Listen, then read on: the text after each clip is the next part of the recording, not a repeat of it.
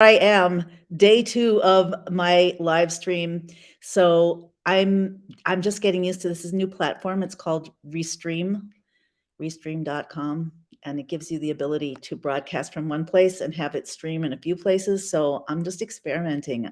This is actually the first time I'm looking at this screen, see what happens. I don't know how it works yet, so we'll figure it out. So here's the thing, you guys. I have a bunch of things to say. I'm going to try to cover it pretty quickly because it's Friday. It's almost Shabbat here in Sfat in northern Israel. The first thing I want to say is we have to be able to move quickly. That's part of, I think, where we are in history right now, that life is happening very quickly and our lessons are happening very quickly and our potential is coming in very quickly, opportunities, information.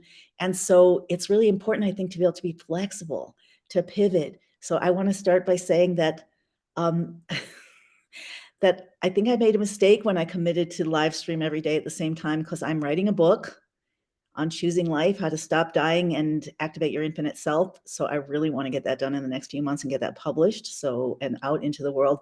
I am planning a summit for shortly after Passover.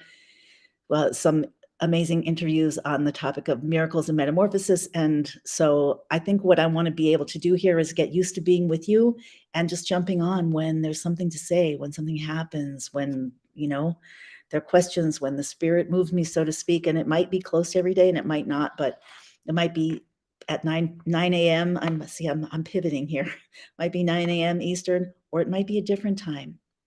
Because life, life.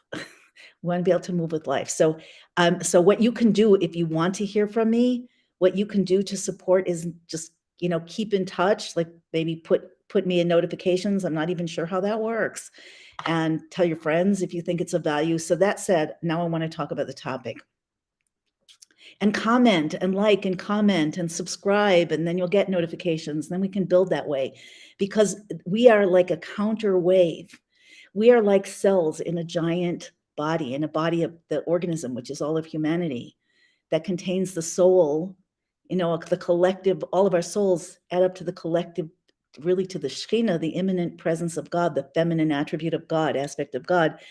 And we are in a spiritual war, so we can provide a counter wave as we connect to ourselves and each other and the divine plan, and all of the amazing technology, the ability to share and connect that is just created for these times.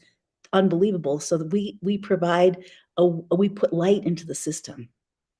We put positive energy into the system. We put wisdom into the system, and then it flows between us. Okay, that said, it says in the Torah, it's a prophecy, which means just as in the days when I took you out of Egypt, says God, I will show you wonders in the time of the final redemption. Egypt was the first redemption. It was the prototype redemption. Everything in the Torah, in the Bible, the Old Testament is a prototype. There's so much to say about this. We'll get to it over time.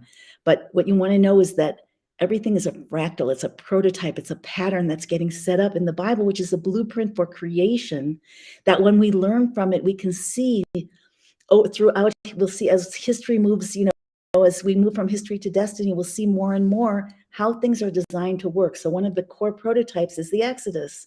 The Exodus is a fractal pattern in reality that exists on all different levels in all different ways. So there's Exodus from Egypt, and then there's the final Exodus, which we're going through now. We're going through the Exodus process. That's the Messianic era. We're in it. We're deep in it. Then there's the Exodus that happens each time we come out of our own limitations. The word in Hebrew for Egypt, remember, this is all code. The Torah is a divine code. It's literal, and it's deeper, and it's deeper, and it's deeper. It's metaphorical, it's mystical, it's transformational. So the word for Egypt, everything has meaning. The word for Egypt is Mitzrayim in Hebrew, which it's exactly parallel to the word Mitzarim, which means limitations, boundaries, constrictions. So every time we come out, some boundary that we have in our lives or in ourselves or in our way of thinking or in our way of relating, fears that stop us, every time we come out even a tiny bit, we're in Exodus. We're actually in the Exodus process. And even every time we do that, we are actually providing a new pathway. We're like upgrading the cells, we're each like a cell in this body of humanity. Like I said, when one cell starts vibrating on a higher level, guess what happens? The cells next to it start to vibrate. Oh, you've got to check this out. Maybe in a future time, I'll play this when I figure out how to put it on screen. But yesterday I saw a video. You can Google it if you want to. What's it called? Metronome synchronization. So the metronome, if you don't know, is it's like tick tock. It measures. It's for musicians. It keeps the beat. I used to have a metronome when I was learning how to play piano when I was a little kid. So somebody put together like 30 something metronomes, started them all in rows, started them all going back and forth. It's like a little thing that goes back and forth like this pendulum, and they started each one on a different rate, and it was completely chaotic. They're all over the place like that. And then you watch over, I shouldn't tell you this, but I'm going to anyway, because I don't want to ruin the surprise, but I will. You watch it. You've got to see it for yourself, though. And you see that it goes to more chaos. They're like all over the place. And then slowly, but pretty quickly, really, it happens in a couple minutes, they start to line up. So all of a sudden, the ones that were going like this are now going chick, chick, chick, chick. And then the next row, and then there's like the last few that are still out of whack, and then you see that they just line up. So that's how it works. This is a principle of creation, you guys. This is deep, deep mystical wisdom that's right here in front of our faces, and we got to apply it to ourselves. You are one of those metronomes. And when you're lined up with the divine plan, you're lined up with your soul's purpose, you're lined up with your inner self, you go in a harmonic pattern, and then the harmonic attracts harmonic. Chaos attracts chaos too, but even more powerfully when it's harmonic, because that's where we're supposed to be going. So then the cell next to you and the cell next to that one starts to vibrate on a more harmonic level. And before you know it, all of humanity is upgraded. And we don't have to go through all this ridiculous nonsense that we've been going through. So we want to short circuit that, smooth it out. We want to take the high road, the quick road, not the scenic route. We've been taking the scenic route. Okay, so it just as in the days of the Exodus, God says, I will show you wonders in the redemption. So just as when you left Egypt, I don't even remember exactly where I left off. So let me start from there again. Just as in the days when I took you out of Egypt, in the future redemption, which we're in now, I will show you wonders. What is a wonder? Niflaot is the plural. Pella is the singular in Hebrew of the word wonder. Hebrew, by the way, is the language of creation. Literally, the Torah says that the Creator is speaking, obviously not with the mouth, but with divine consciousness in these Hebrew letters, which are not just the letters you see on a page. Hebrew is the divine language, which means that in the deeper sense, the Hebrew letters are channels of divine energy that actually combine and recombine to bring everything in the multiverse into being, spiritual and physical. It's also parenthetically why our speech is so important. The thoughts we think, the words we say, we're generating into the system at all times, our own system, and then out into the world. We think we're victims of everything that happens around us. Well, I mean, to a certain degree, because it's a cycle, it's like a tennis match. But as soon as we take that ball and we say, okay, I'm serving this time, then the whole thing starts to turn around. So we want to be very wise and careful with our words and nurture our minds with not just positivity. Positivity is good to a point, but with wisdom, with truth. So what is the word Pella Niflaot? As in the days of the Exodus, I will show you wonders in this time. A wonder is something it's a level of miracle, but it's a kind of miracle that is so overriding, so deep, so permanent, so real that it changes the nature of nature. And we're seeing that right now. I'm sitting here in northern Israel, and wherever you are in the world, maybe share where. I'd love to hear where you guys are in the world. If you would share with me in the chat. The more we interact, the better it will be. The more we can be a community, the better it will be. Let me just give this a click. I told you I don't know what I'm doing here. So Swami Mami says, Boker Tov, meaning good morning. Boker Tov. Okay, so we are seeing that technology, we are seeing that there are things that to our grandparents, imagine your great-grandparents waking up into this world, your grandparents even, maybe your parents, when they were younger, waking up into this world. It would be more mind-blowing than any story of the supernatural that we've ever seen. Or ever heard. So we have to understand that we are in a miraculous world already. And we want to recognize the miracles because that opens the mind to see more miracles. And what we see, our consciousness co-creates. What we see, we create more of, we attract more of, we generate more of. So that's super important. So that's the idea of Passover. Now, Passover, Pesach in Hebrew, it's coming. It's coming in a little bit more than 2 weeks. That's the first night of Passover is on April 5th. So it is a time when Jews around the world get together and commemorate with ritual and with eating and with prayer and celebration. We commemorate, reenact the stages of Exodus, not only the Exodus from the past, from Egypt, but the whole Exodus process. The sages say, the sources say that the Exodus from Egypt was the beginning of a process that will culminate with the final revelations, the final transformations in the redemption the process that we're in now. So I just want everybody to be aware. If I can encourage people to start to look at what's happening in our world with the eyes of the blueprint from an Exodus, redemption, geula in Hebrew mindset, it's going to change everything for you. Everything. Just that. And there's a lot more.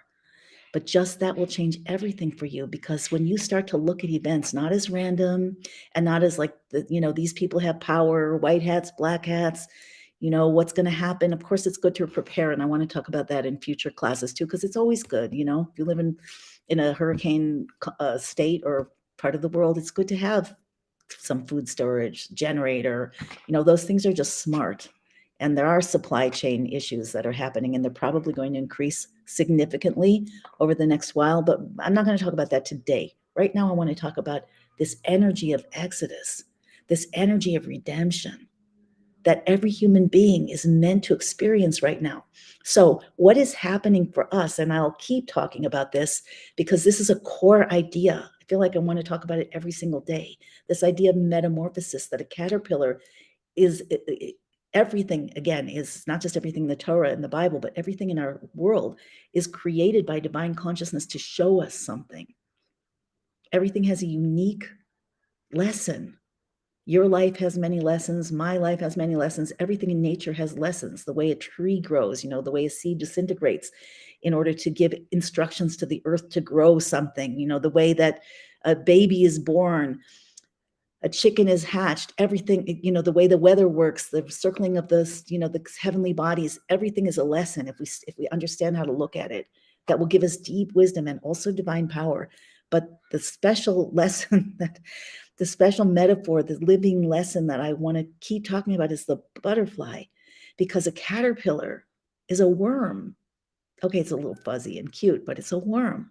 It crawls along the ground. It just looks down. It's got little legs. It has to worry about being stepped on, being eaten up by a bird, being burned by the sun. And that's its life. And then the time comes, and this is just part of its life cycle. And as humans, we have not only a personal life cycle, we have a cosmic lifestyle. We're moving from history to destiny right here and now. So when the caterpillar, its time comes to transform to its higher form, it gets wrapped in a cocoon and things get constricting. And that cocoon keeps it safe from that big foot, or from a bird or whatever, from dying in the sun, while it changes. And that change is cosmic, that change is quantum. That change, it involves not just getting better, I'll learn to run faster on my caterpillar legs, I'll learn to climb trees, but actually to lose its previous way of being and gain a new way of being. So here's what this is the process that we're in. And on the outside of us, they're global events. Inside of us, they're personal events. And on a higher, deeper level, they're cosmic events. And all of these things are happening at the same time, with you at the center, by the way, because the human being is here as an emissary of the divine, of God. It really all happens in us, and it's out projected into the world. But the influence goes in, it's multi-directional. So you have to understand, and I'll talk about this more at future times, so you have to understand you're literally going through a state change. What's a state change? A metamorphosis. It's like you used to be one thing, seeing life one way, operating within laws of nature that were, had particular qualities, and now you're moving towards something that's completely different. Again, it all goes together. What happens in you, what happens in the world around you, and what happens in the cosmos. And when you make a change, it affects the cosmos and then comes down in new light that changes the world around you. And this is how, by simple changes inside of ourselves, by learning, by different kinds of knowledge, by different ways of thoughts, little things that we do, mitzvahs, commandments, a kind word, a kind act, giving something to charity, sharing a word of Torah, a word of inspiration, a prayer, we actually generate, and the Torah talks about this, the mystical Torah, a lot. We create a light. We're like burning off some darkness, like a candle burns wax. Light goes up, shoots up. The divine sparks that were caught in that light, everything that exists has divine sparks, pieces of God at its core. So divine sparks shoot up beyond the system of creation into source itself and bring down new light through the cosmos, through the spiritual realms, into the physical realm, which will affect not only you, but the entire world. It's intense. It's incredible. We have to understand this. We are not small. We're given the illusion that we're small because that's part of what we're here to transform. So what I want to say is, you're going through a state change. Take it seriously. Take your power seriously and start learning what you can do to be part of the solution, meaning what can you do to transform your own life? How can you transmute fear into trust and power? How can you transmute ignorance into wisdom? How can you transmute prejudice or separation into a deeper understanding of the true nature of our own connection with everything and everyone? How can you be an influencer, even if it's just starting with yourself, your neighbor, your kid, your best friend, someone you meet online, instead of just a receiver of all this information, most of which is propaganda, psyops, and brainwashing? There's no question about it. So this switch of going from being on receive and all the reactivity that goes with that to being on transmit. Obviously, we still receive, but we want to be primarily transmitting. We want to be feeding our minds and hearts and bodies with high frequency, life-giving information so that we can feed that into ourselves, benefit from it, and feed it back into the system. Remember, it's going up and catalyzing a new divine light coming down that changes everything. And if we only would know this, really, the whole world could change like this. So start knowing it. Okay, so I want to start with that, and then I want to say one more thing. And I have to pray now to say it in a way that it's going to get across, because this is something I didn't know even a few weeks ago, the way I do now. And I got to know it from the inside. Like, lights are turning on the inside. Each one of us is being guided not only by outside events, not only by stuff we learn, but by inner waking up. So the Great Awakening, it's not just information that you get. It's actually an awakening from the inside, where new perceptions that your soul has on a deeper level that have been blocked from you start to open up. So you can start to see what's really happening, things that were always hidden. And that's a personal, individual experience that's incredibly intense. So I want to tell you that God is real. If there's one core truth in the multiverse, it is Ein Od Milvado. There's nothing here but the one. This is all God. This is all God. And we have to be careful when we say you're God, I'm God, because that doesn't mean that you're the creator of heaven and earth and you're making everything happen. If you are, we need to have a talk. You got to get things under control here. But it means that we're all a manifestation of divine consciousness and divine presence in costumes that make us feel and perceive as separate entities for a very cosmic reason. But part of awakening is going back deeper into awareness of what we really come from. And that awareness can start with a belief or an allowing, and it can go into more of a light, experience of, like, people have sometimes incredible experiences of spiritual illumination, light, but then it comes to something even deeper.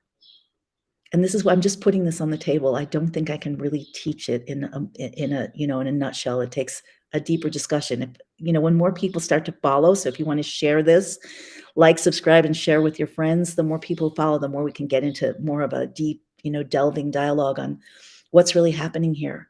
But you are also real. And I know that this isn't going to be easy to understand. So this is just the first, pass at just suggesting it to you. So I realized, even though I've been learning and studying for 40 years and teaching, for 20, 30, whatever, in terms of Torah, in terms of healing. But just a few months ago, I'm going through a major transformation. I'm going through a major accelerated stage of my own transformation. And it's happening in like jumps. And usually the way it's happening is I'll have something that will really upset me, like a challenge. I'll get really emotional. Maybe I'll cry. Maybe I'll be angry. I'm not going into details at this moment, but that's how it's happening. And then I'll go in deeper into myself, connecting with God and myself, and something will reveal itself to me that I never knew existed. And one of the things that has revealed itself to me in the last few months is the awareness that I and most everybody else in the world has an intrinsic feeling of being insubstantial, not real, and having to earn our right to be existing in this world. Think about it, like on a very deep level. And if you feel this, share, feel something else, share. But do you have that feeling that you have to constantly be better than you are? That you constantly have to have more than you have? That there's some way in which you're deeply flawed that you have to either hide or, excuse or make up for or overcome? And even though, I'm sure the answer is yes for anybody who actually looks, even though it's really important for us to work to be better and to be bigger and to be greater. That's the transformation. That's the metamorphosis. But at the same time, there's a part of us that is real, unconditionally real. That is the part of us that is feeling, resonating with, vibrating with, that metronome synchronization with the divine essence, with God's essence. God is real. And there's a piece of you, and that's the part of you that's God, not in a costume, but hidden inside of you, deep, deep inside of you, that is real. And that's the part of us that we want to search for. In that place, we can be unconditionally connected. We can be unafraid. We can start to feel God, like inside, not only outside. This isn't something of the mind, where, again, it's not like I'm God, I'm divine. No, the part of you that says that, the part of us that says that, and is not the part of us that's divine, even though everything in the end is divine, but in heavily filtered, heavily concealed.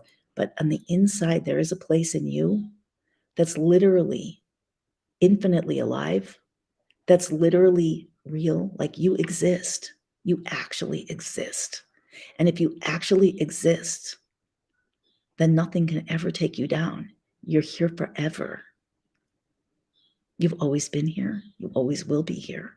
And you're going through a temporary experiential process, co-creative process that is allowing, I'm not going to go into exactly what it's allowing, but it's allowing on a general level, it's allowing you to be a partner with divine, to reveal your essence, to be a partner in building this multiverse and building this new world that is the purpose for creation. So if it resonates with you, great. If it doesn't, we'll get into it later.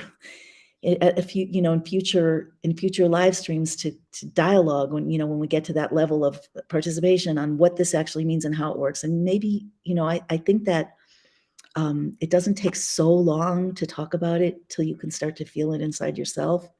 It's magical. It's more than magical.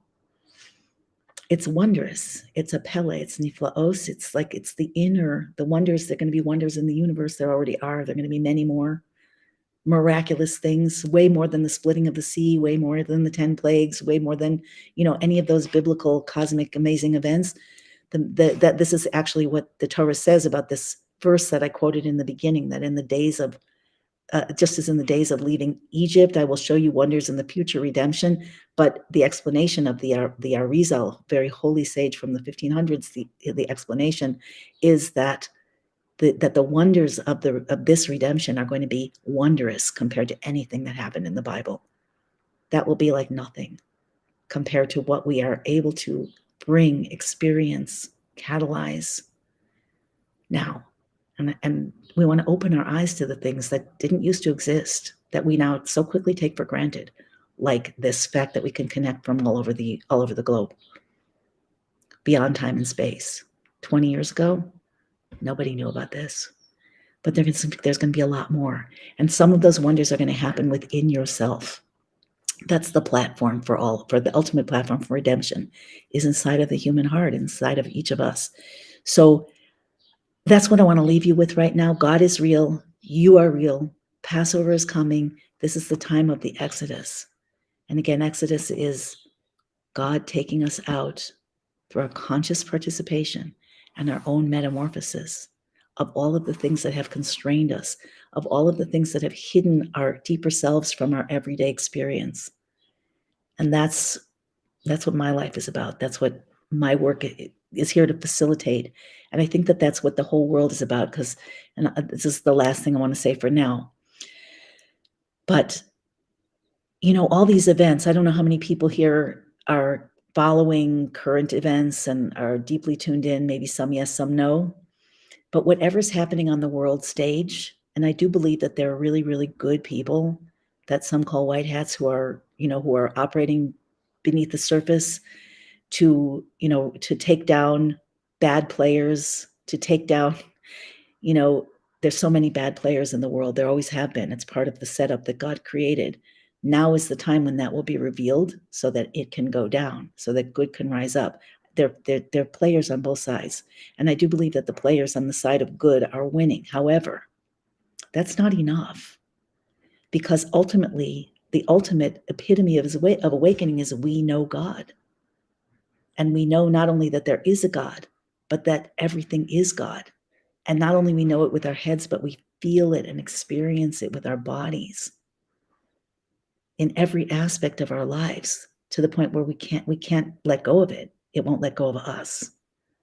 And that's when it really starts to rock and roll in the most amazing ways. This is not just about technology. It's not just about getting through chaos. It's not just about, up-leveling your intuitive powers. All of those things matter.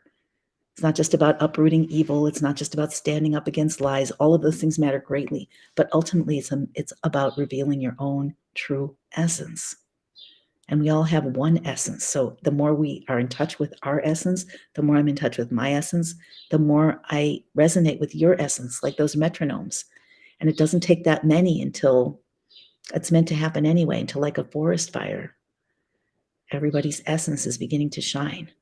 And at that point, there will be no more concealment. At that point, we will have the world that the Torah promises us. That is our destiny. That's the reason why God is still bringing the world into existence, why all this evil has been tolerated.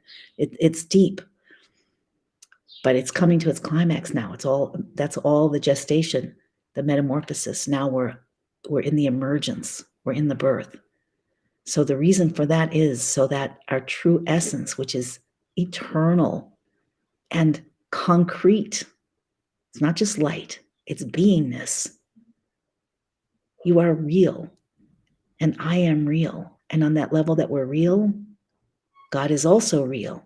And when we get to that, it's not going to be hard to automatically start to be in a world and support a world and co-create a world and be fitting for a world which is heaven on earth.